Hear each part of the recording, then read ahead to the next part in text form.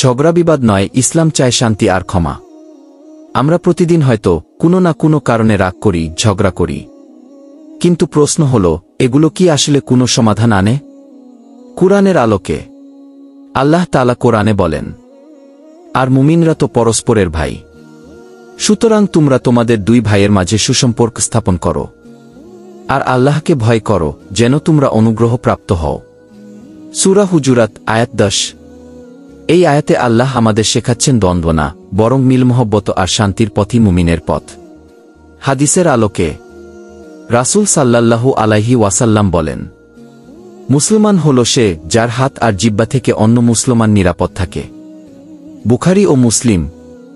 আরও এক হাদিসে আসছে, দুই মুসলমান যখন একে অপরের উপর তলোয়ার তোলে, উভয়েরই জাহান্নামে যাওয়ার আশঙ্কা থাকে। সহিহ বুখারী। তাই ঝগড়া, কষ্ট, অভিমান এইগুলো শুধু হৃদয়ের দূরত্ব বাড়ায়, কিন্তু ইসলাম আমাদের শেখায়, ক্ষমা করো, ধৈর্য ধরো, শান্তির পথে ফিরে আসো।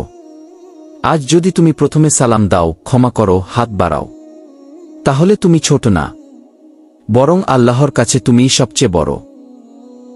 ঝগড়ায় না, ইমানের সৌন্দর্যতা প্রকাশ পায় ক্ষমার মাঝেই।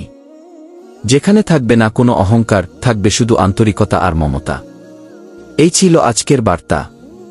তাই চলুন শান্তি, ক্ষমা আর ভালোবাসায় গড়ি মুমিনের সমাজ।